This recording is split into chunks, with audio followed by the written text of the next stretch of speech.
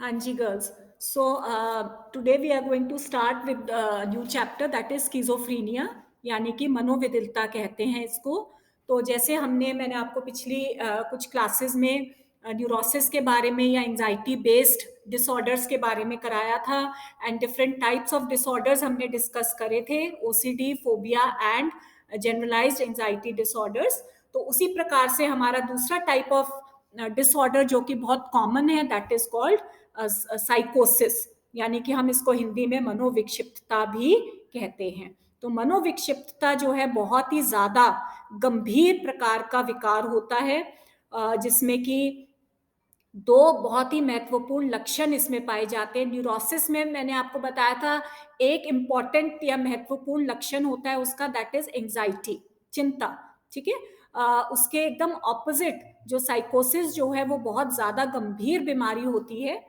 ठीक है, मनोविक्षिप्तता. और इसके जो बहुत ही इंपॉर्टेंट या महत्वपूर्ण लक्षण जो देखे जा सकते हैं सब्जेक्ट्स के अंदर, पेशेंट्स के अंदर, वो है नंबर 1, वास्तविकता से या रियलिटी से टोटली डिसएंगेज हो जाना, या विरूपण जिसको कहते हैं. रियलिटी से बिल्कुल डिस्टॉर्ट हो जाना, उसकी जो रियलिटी है, जो भी वास्तविकता है, वो टोटली विरूपित हो जाती है, टोटली खत्म हो जाती है.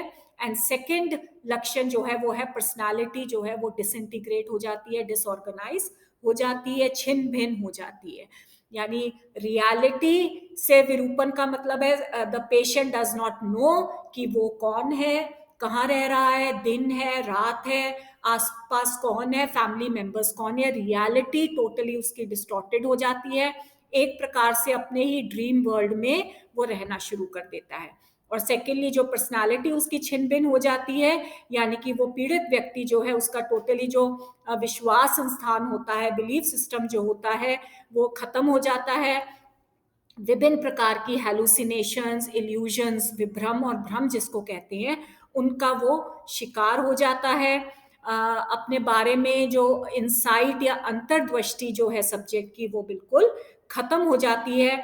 आसपास उसके क्या चल रहा है उससे बिल्कुल वो बेखबर रहता है, और आउटसाइड वर्ल्ड से वो पलायन कर जाता है, यानी एस्केप कर जाता है, एक अपने ही ड्रीम वर्ल्ड में वो रहना शुरू कर देता है. एक ऑल्टरनेट वर्ल्ड वो बना लेता है, यानी जिसमें कि वो जो है वो वास्तविक में वो नहीं होता.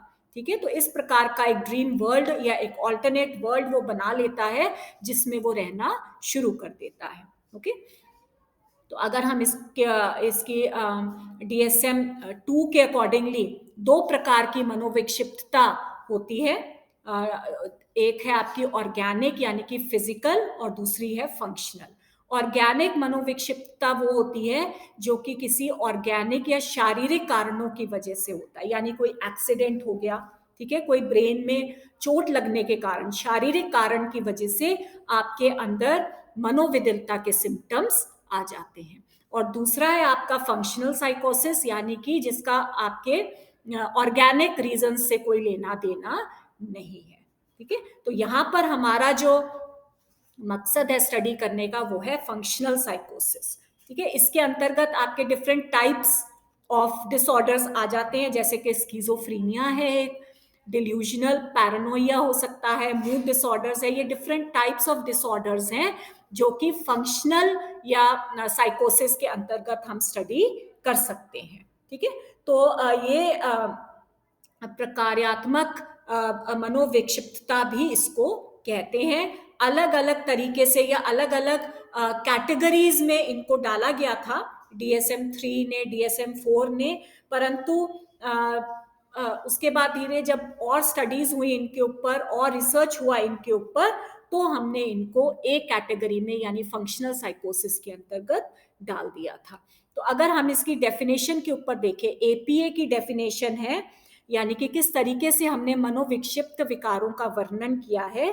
तो किसी भी एक रोगी को हम तब साइकोटिक या मनोविक्षिप्त कह सकते हैं जब उसकी मानसिक फंक्शनिंग या मानसिक प्रकार्यता में इतनी ज्यादा क्षति हो जाती है, इतना ज्यादा उसके वो जो है वो क्षतिग्रस्त हो जाता है कि वो जीवन की जो बेसिक नीड्स है, बेसिक जो डिमांड्स होती हैं, उनको भी वो पूरा नहीं कर पाता। बेसिक नीड्स क्या होती है? खुद से कपड़े पहनना, खुद से नहाना, हाइजीन मेंटेन करना या खुद से खाना खाना, ठीक है? तो ये बेसिक जो नीड्स है इनको भी वो पूरा कर नहीं पाता। और जो भी उसकी क्षमताएं होती हैं वो जो मानसिक जो आघात उसको लगा है या मानसिक जो क्षति जो हुई है वो टोटली उसमें हस्तक्षेप करती है। अपने आप को पहचानने की योग्यता वो नहीं रख सकता, ठीक है? खुद की जो पहचान होती है वो भी बहुत गंभीर रूप से विरूपित हो जाती है। और इसके अलावा व्यक्ति जो है विभ्रम और भ्रम जैसे जो सिम्टम्स है उसके अंदर देखे जा सकते हैं। विभ्रम का मतलब होता है हेलुसिनेशन, यानी जो चीज नहीं है मौजूद वो उसको दिखती है कि ये मेरे सामने भगवान खड़े हैं, ठीक है? तो ये इनको हम विभ्रम कहते हैं, हेलुसिनेशन। जो चीज नहीं है वो उस व्यक्ति को दिखाई देती है। और दूसरा है भ्रम, यानी कोई चीज है उसको गलत तरीके से प्रत्यक्षीकृत करना, ठीक है? हमें कई बार भ्रम हो जाता है, हम अंधेरे में जा रहे हैं, रास्ते में रस्सी पड़ी है, हम उसको सांप समझ के डर जाते हैं, दिस इज नॉर्मल, ठीक है? परंतु क्योंकि वो अंधेरा है और आपको नजर नहीं आ रहा, लाइट नहीं है, और आपके मन में वैसे ही थोड़ा डर है कि इस रास्ते में कहीं सांप सूंप ना आ जाए, ठीक है? या फिर हेलुसिनेशन भी हो सकती है कि आप अकेले जा रहे हैं, अंधेरा है और आपको डर लग रहा है भूत प्रेत का, तो आपको ऐसे लगता है कि सामने आपके भूत आ गया, दैट इज हेलुसिनेशन, जो कि नहीं है। ये नॉर्मल चीजें होती है। परंतु जो मनोविक्षिप्त जो पेशेंट जो होता है उसको ये नॉर्मल वे में भी इस प्रकार के भ्रम और विभ्रम होते हैं। उसकी भाषा टोटली क्षतिग्रस्त हो जाती है, उसकी स्मृति खत्म हो जाती है, ठीक है? और वो किसी भी प्रकार की परिस्थिति को में रिएक्ट करने के लिए, किसी भी प्रकार की परिस्थिति को समझने योग्य ये व्यक्ति नहीं रहता। तो इस तरीके से हम एक मनोविक्षिप्त पर्सन को डिस्क्राइब कर सकते हैं। यानी जो एक्चुअल या लेमैन भाषा में, आम जनता की भाषा में जिन व्यक्तियों को हम पागल शब्द से संबोधित करते हैं वो मनोविक्षिप्त पेशेंट्स होते हैं। इनको हॉस्पिटलाइजेशन की बहुत ज़्यादा ज़रूरत होती है। आम सोसाइटी में रहकर, समाज में रहकर इनका इलाज संभव नहीं है, ठीक है? आपने पिक्चरों में या बुक्स में जो रीड किया होगा मेंटल या एबनॉर्मल पेशेंट्स के बारे में, वो एक्चुअल में मनोविक्षिप्त के पेशेंट्स होते हैं। तो ये बहुत ही ज़्यादा गंभीर प्रकार की बीमारी होती है मनोविक्षिप्तता। अभी मैंने आपको बताया कि डिफरेंट टाइप्स इसमें आते हैं, जैसे न्यूरोसिस में हमने ओसीडी पढ़ा या जीएडी पढ़ा या फोबिया पढ़ा, उसी प्रकार से मनोविक्षिप्तता में भी डिफरेंट टाइप ऑफ डिसऑर्डर्स हैं, जैसे पैरानोइया है या मूड डिसऑर्डर्स है या स्किज़ोफ्रेनिया है। तो यहाँ पर हम स्किज़ोफ्रेनिया को आगे डिस्कस करेंगे, ठीक है? स्किज़ोफ्रेनिया यानी कि मनोविदिलता। तो ये आपके मनोविक्षिप्तता का ऐसा प्रकार है जिसमें सबसे ज्यादा शोध कार्य हुए हैं, परंतु हमें इसके बारे में सबसे कम पता है। शोध कार्य क्यों हुए हैं ज्यादा? बिकॉज ज्यादातर पेशेंट्स जो हॉस्पिटलाइज होते हैं मनोविक्षिप्तता के, वो मनोविदिलता के पेशेंट होते हैं, यानी पैरानोइया और मूड डिसऑर्डर से ज्यादा जो पेशेंट है वो हमें स्किज़ोफ्रेनिया के देखने को मिलते हैं, ठीक है? तो ये सबसे ज्यादा आपको पेशेंट्स देखने को मिलेंगे और इसलिए इनके ऊपर सबसे ज्यादा शोध कार्य हुए हैं। और इनके बारे में कम क्यों पता है? बिकॉज ये बहुत ही ज्यादा स्ट्रेंज, जिसको कहते हैं अजीबो गरीब बीमारी है। सिम्टम्स इसके बहुत ज़्यादा हैं, बहुत वेरीड हैं, बहुत जल्दी जल्दी चेंज होते हैं। तो एक्चुअल में पेशेंट किस प्रकार का सिम्टम कब शो करेगा ये हमें नहीं समझ में आता, इसलिए हम कहते हैं कि इसके बारे में हमें सबसे कम पता है। एक ऐसी बीमारी है ये। तो इसकी शुरुआत कैसे हुई थी? 1860 में मोरेल ने सबसे पहले इस प्रकार की बीमारी का जिक्र किया था और उन्होंने इसको डिमेंस प्रीकॉक्स का नाम दिया था। डिमेंस प्रीकॉक्स यानी स्विस वर्ड है, जिसको अगर हम हिंदी में रूपांतरित करें या ट्रांसलेट करें तो उसका अर्थ होता है छोटी उम्र में मानसिक डिटीरियोरेशन, मानसिक ह्रास जिसको कहते हैं, छोटी उम्र में, ठीक है? इसको हम स्किज़ोफ्रेनिया का नाम, और आधुनिक युग में हमने स्किज़ोफ्रेनिया का नाम दिया है, ठीक है, मोरेल ने इसको डिमेंस प्रीकॉक्स दिया था। इसका मतलब यही था, छोटी उम्र में मेंटल डिटीरियरेशन। ठीक है, क्रेपलिन आए 1898 में, उन्होंने स्किज़ोफ्रेनिया नामक संज्ञा का इस्तेमाल सबसे पहले किया था इस डिमेंस या डिमेंशिया प्रीकॉक्स का, यानी कि समय से पहले मानसिक विघटन। ठीक है, इसका एग्जैक्ट हिंदी मीनिंग यही है, समय से पहले होने वाला मानसिक विघटन। यानी दो लक्षणों को इसमें प्रधानता दी जाती है, एक तो ये किशोरावस्था के प्रारंभ में ये शुरू हो जाता है छोटी उम्र में, और दूसरा इसका जो कोर्स होता है बीमारी का वो बिल्कुल डाउनहिल ही होता है, यानी व्यक्ति जो है जैसे जैसे उम्र बढ़ती जाती है बीमारी जो है उसकी और ज्यादा सिवियर हो जाती है और ज्यादा गंभीर होती जाती है। तो डाउनहिल कोर्स ही है इसका, बिकॉज छोटी उम्र में ये हो जाता है इसलिए आपकी एज भी आगे बहुत ज्यादा लंबी चलती है। तो जैसे जैसे आपकी एज बढ़ती जाएगी आपकी बीमारी की गंभीरता भी बढ़ती जाती है। ठीक है, तो ये आपकी स्किज़ोफ्रेनिया जो वर्ड है ये दो ग्रीक वर्ड से मिलके जोड़ के बना है, स्कीजन प्लस फ्रेन। स्कीजन का मतलब है इंग्लिश में टू स्प्लिट, एंड फ्रेन का मतलब है माइंड, मतलब to split the mind. Schizophrenia का एग्जैक्ट इंग्लिश मीनिंग है to split the mind. Split the mind का मतलब ये नहीं होता कि हमने इसको तोड़ दिया, बीच में से कट कर दिया। स्प्लिट द माइंड का मतलब होता है कि आपकी पर्सनालिटी जो है वो डिसइंटीग्रेट हो गई है, वास्तविकता से आप परे हो गए हो, वास्तविकता से आपने पलायन कर दिया है, पर्सनालिटी आपकी टोटली डिसइंटीग्रेट हो जाती है। स्प्लिटिंग का मतलब है आपकी जो बुद्धि या इंटेलेक्ट जो होता है उसमें दरार आ जाना, बुद्धि में दरार आ जाना।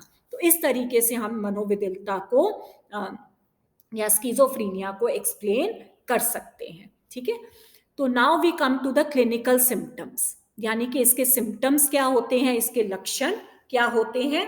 तो जैसे मैंने अभी आपको बताया कि इसके बारे में हमें सबसे बहुत कम पता है, बिकॉज इसके सिम्टम्स जो हैं बहुत ज़्यादा वेरीड होते हैं, बहुत ज़्यादा अधिक होते हैं यू कैन से। और जैसे जैसे बीमारी आपकी बढ़ती जाती है, आपकी एज बढ़ रही है, बीमारी बढ़ रही है, गंभीर हो रही है, वैसे वैसे आपके सिम्टम्स में भी परिवर्तन आते जाते हैं। कुछ समय के लिए कुछ सिम्टम्स होते हैं एंड एकदम से वो आपके सिम्टम्स चेंज हो जाते हैं, और इसी वजह से भी because of these changing of symptoms, परिवर्तन इतने जल्दी जल्दी हो रहे हैं, इस वजह से इस बीमारी का इलाज या ट्रीटमेंट भी बहुत मुश्किल होता है। बिकॉज आप जैसे ही एक सिम्टम को ट्रीट करना शुरू कर देते हैं दूसरे ही पल व्यक्ति में दूसरे सिम्टम्स नजर आने लगते हैं। आगे अब हम इसके टाइप्स ऑफ स्किज़ोफ्रेनिया करेंगे। ठीक है, टाइप्स यानी कि डिफरेंट प्रकार, स्किज़ोफ्रेनिया के अनेक प्रकार भी होते हैं और हर प्रकार के अपने सिम्टम्स हैं। तो ये प्रकारों में भी चेंज, मतलब एक ही व्यक्ति में आपको कई प्रकार भी नजर आ सकते हैं। ठीक है, कि कुछ समय के लिए, कुछ दिनों के लिए एक प्रकार आपको नजर आया है, फिर वो दूसरे प्रकार में, बिकॉज सिम्टम्स चेंज हो रहे हैं तो वो प्रकार भी चेंज हो जाता है। इस वजह से इसका जो इलाज जो है, ट्रीटमेंट जो है, वो भी थोड़ा सा टफ हो गया है। तो काफ़ी मुश्किल है ये। इसका प्रोग्नोसिस बहुत अच्छा नहीं है इस बीमारी का, यानी कि इसका ठीक होने का या ट्रीट होने का जो प्रोग्नोसिस होता है, परसेंटेज है, वो भी काफ़ी ज़्यादा डिप्रेसिंग है। परंतु फिर भी कोशिश तो सभी करते हैं कि अगर पूरी तरीके से हम ठीक ना कर सके पेशेंट को, एटलीस्ट उसको इस लायक बना दें कि वो अपने जीवन की जो आम मांगे हैं, बेसिक डिमांड्स हैं जो उसकी लाइफ की, उनको तो वो एटलीस्ट बिना हेल्प के वो पूरी कर सके। सो अब now we will discuss some of the symptoms, clinical symptoms क्या क्या हो सकते हैं, किस प्रकार के हो सकते हैं। तो सबसे पहला जो सिम्टम है वो है चिंतन और भाषा का विकार, यानी कि उसका जो थॉट प्रोसेस से रिलेटेड और उसकी लैंग्वेज से रिलेटेड जो सिम्टम्स नजर आते हैं। तो इसमें किस प्रकार के सिम्टम्स होते हैं, एक तो लूजनिंग ऑफ थॉट एसोसिएशन आ जाता है। लूजनिंग ऑफ थॉट एसोसिएशन का मतलब क्या है, उसका जो थॉट जो है, चिंतन जो है, वो आपस में एसोसिएटेड नहीं होता। ठीक है, और दूसरा है कि वो अपने अंदर ही अंदर विड्रॉ कर जाता है, पलायन कर जाता है, अपने बारे में ही सोचना, चिंतन करना, किसी दूसरे के बारे में कुछ नहीं सोचना।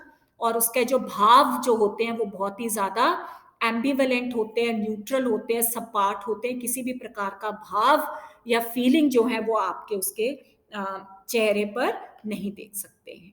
ठीक है, तो यानी कि इसका जो चिंतन जो होता है बहुत ही बेतुका होता है, बहुत ही अभविष्यवाची प्रतीत होता है। बेतुका और अभविष्यवाची का मतलब क्या है कि वो ऐसे लगता है जैसे कोई भी नॉर्मल पर्सन एक ड्रीम में चलता फिरता है या ड्रीम में जैसे बिहेव करता है, उसी प्रकार से इसका एक्चुअल बिहेवियर होता है। यानी कि बिकॉज वो रियलिटी से विड्रॉ कर गया है तो उसको नहीं पता कि वो एक्चुअल में कौन है। तो अपने आप को किसी भी एक ऑल्टरनेट वर्ल्ड में वो रहना शुरू कर देता है, तो उस ऑल्टरनेट वर्ल्ड में ही कैन बी एनीबडी। अपने आप को वो महात्मा गांधी बना लेगा, अपने आप को भगवान बना लेगा, किसी भी प्रकार का कोई बहुत जाना माना कोई फिल्म एक्टर बना लेगा और उसी प्रकार से वो बिहेव करना शुरू कर देता है। कई बार कपड़े भी ऐसे ही पहनेगा, बिहेवियर भी उसी टाइप का होगा, जो भी उसने टूल्स लेने हैं कुछ होगा वो उसी प्रकार। जैसे अगर उसने अपने आप को गांधी, महात्मा गांधी मान लिया तो वो उसी प्रकार से ड्रेस हो जाएगा, उन्हीं की तरह से लाठी ले लेगा, बाल वैसे बनवा लेगा अपने, एंड बिहेवियर उसका उसी प्रकार का होता है। ठीक है, यानी कि उसका जो संज्ञान जो है वो टोटली खत्म हो गया है अपने बारे में। एक्चुअल वो कौन है, कहाँ रहता है, क्या माँ बाप है, नाम क्या है, उसके बारे में उसका जो थॉट प्रोसेस है, जब चिंतन जो है वो टोटली खत्म हो चुका है और वो एक टोटली डिफरेंट वर्ल्ड में, एक डिफरेंट अवतार में कार्य करना शुरू कर देता है। लूजनिंग ऑफ थॉट प्रोसेस का मतलब है कि उसके विचार जो हैं एक जगह से दूसरी जगह पर छलांगे मारते घूमते हैं, मतलब एक क्रम नहीं होता उसके थॉट में, उसके विचार में। हम कोई चीज जब सोचते हैं तो हम उसको क्रम में सोचते हैं। ठीक है, आप कॉलेज आए हुए हो, अब आपने घर जाना है तो आप सोच रहे हो कि मैंने क्या करना है, कि मैं कॉलेज से निकल के मैं ऑटो पकड़ूंगी, मैं घर जाऊंगी, मेरी मम्मी होगी उनसे मैं मिलूंगी, उनके साथ बैठ के खूब सारी बातें करूंगी, खाना खाऊंगी, खाने में आज ये बना है, सुबह मम्मी ने बताया था मुझे। ठीक है, तो इस प्रकार से क्रम में आप सोच रहे हो, आपका जो थॉट प्रोसेस है क्रम में है। इनका ऐसे नहीं होता। इनका एक तो बहुत ही बेतुका होता है थॉट प्रोसेस, बिकॉज वो एक्चुअल या रियलिटी नहीं है, और जो होता है बेतुका सा वो भी एक क्रम में नहीं होता, वो एक से दूसरे में छलांगे मारता फिरता है। और जो भी वो सोचते हैं, जो भी वो करते हैं, वो बिल्कुल इलॉजिकल होता है, उसमें कोई तर्क नहीं होता। ठीक है, उनको ये लगता है कि सपोज कोई फीमेल जो पेशेंट है, रोगी है, वो ये सोचना शुरू कर दे कि मैं तो प्रेग्नेंट हूँ। ठीक है, ये उसके मन में आ जाता है दैट आई एम प्रेग्नेंट। अब उसको ये नहीं पता, obviously she is not pregnant, वो प्रेग्नेंट नहीं है, पर उसके मन में ये थॉट आ गया, ये विचार आ जाता है कि मैं तो प्रेग्नेंट लेडी हूँ। ठीक है, और मेरा जो बच्चा जो है वो कृष्ण भगवान जी का है। ठीक है, तो इस प्रकार से वो थॉट बेतुका, बिना किसी लॉजिक का, तो आप उससे बातचीत करेंगे वो यही कहेगी कि ये बच्चा जो है कृष्ण जी का है, और ये उसी से रिलेटेड वो बातें जो है वो करनी शुरू कर देगी, अपने आप को भगवान मानना शुरू कर देगी। ठीक है, बिना किसी तर्क के वो बातचीत करेगी कि कृष्ण जी मेरे पास आए थे और मेरे पास बैठकर उन्होंने बातचीत करी और मेरे पेट में बच्चा आ गया। तो इस प्रकार की वो बातें वो करना शुरू कर देती है। ठीक है, तो बिना किसी लॉजिक के, तर्क का टोटल अभाव होता है इनकी बातों में। कॉन्सेप्ट फॉर्मेशन जो है टोटली डिस्टॉर्टेड हो जाता है इनका, और किस किस चीज का क्या मीनिंग है। अगर वो एक हॉस्पिटल के अंदर है, एक मेंटल असाइलम में वो है, तो साथ वाला व्यक्ति कौन है, ठीक है, वहां कैसे आया, या मैं कौन हूं, मैं यहाँ कैसे आया, इस बारे में वो बिल्कुल भी कॉन्सेप्ट्स को या संप्रत्ययों को निर्मित नहीं कर सकते। और टोटली डिफरेंट टाइप ऑफ जो उनके कॉन्सेप्ट्स होते हैं, निर्माण जो है वो टोटली डिफरेंट हो जाते हैं इनके।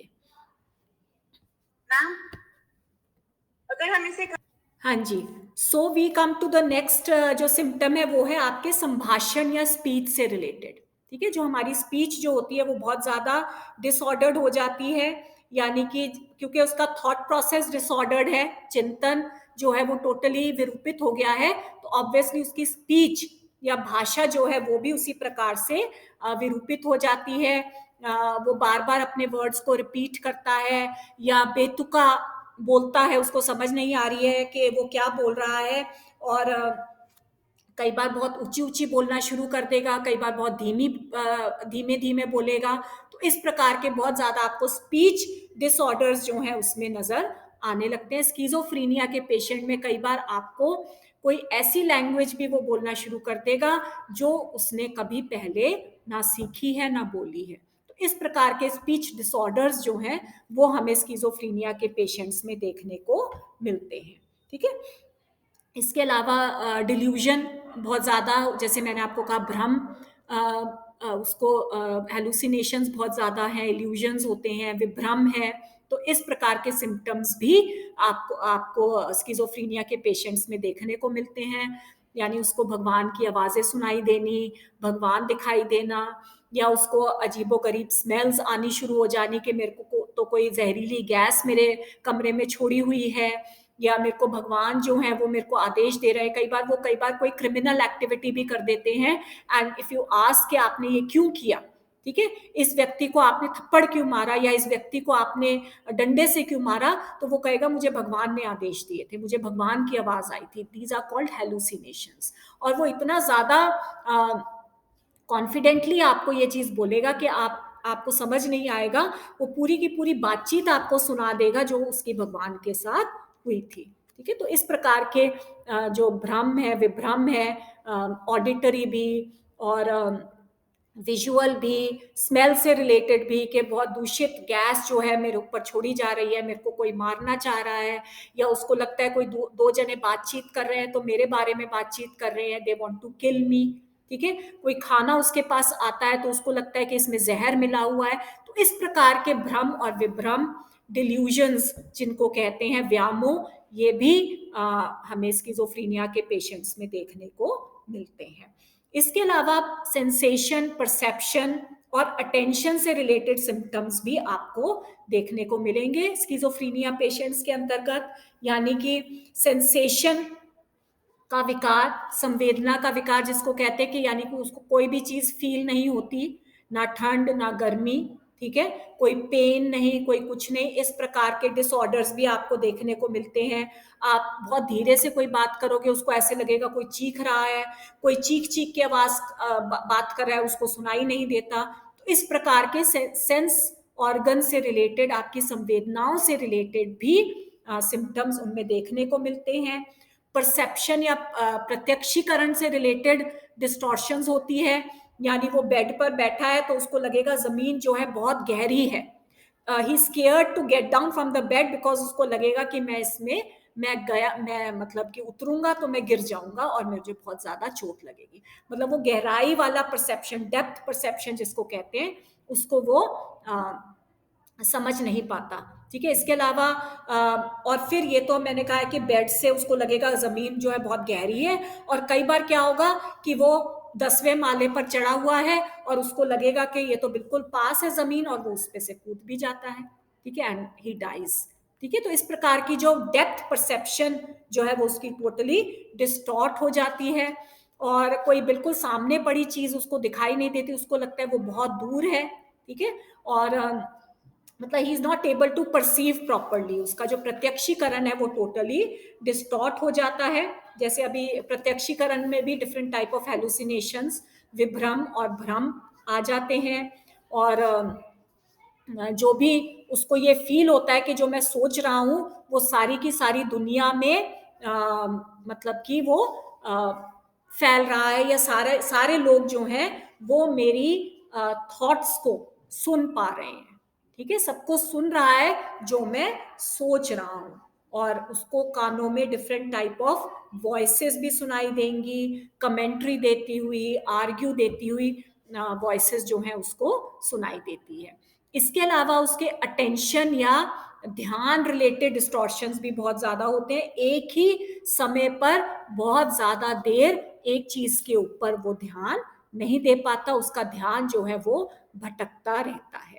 ठीक है, तो इस प्रकार से सेंसेशन, परसेप्शन और अटेंशन रिलेटेड डिसऑर्डर्स होते हैं, सिम्टम्स होते हैं। Then we come to motor symptoms, गतिवाही सिम्टम्स भी इनमें बहुत ज्यादा अजीबो गरीब देखने को मिलते हैं। यानी कि कई बार बहुत ही ज्यादा रूढ़िबद्ध, विचित्र रूढ़िबद्ध आसन में वो कई बार बहुत बहुत समय तक बैठे रह सकते हैं। अजीबो गरीब इशारे करना, अजीबोगरीब फेशियल एक्सप्रेशंस बनाना, है ना? आपके सामने कोई पेशेंट बैठा है, आप उसकी तरफ देख रहे हैं, तो वो आपकी तरफ अजीबोगरीब इशारे करना शुरू कर देगा। मुख मुद्राएँ अजीब, जैसे जीभ निकालना, या फिर जैसे छोटे बच्चे करते हैं ना, तो उस प्रकार के इशारे वो आपके सामने करना शुरू कर देगा। एक टाँग के सहारे कितनी-कितनी देर वो खड़ा रह सकता है, एक ही मुद्रा में कितनी देर वो बैठा रह सकता है। आप बहुत कोशिश करते हो उसको उस मुद्रा से निकालने की, पर इतना ज़्यादा रिजिड उसकी बॉडी हो जाती है that you can not even move him.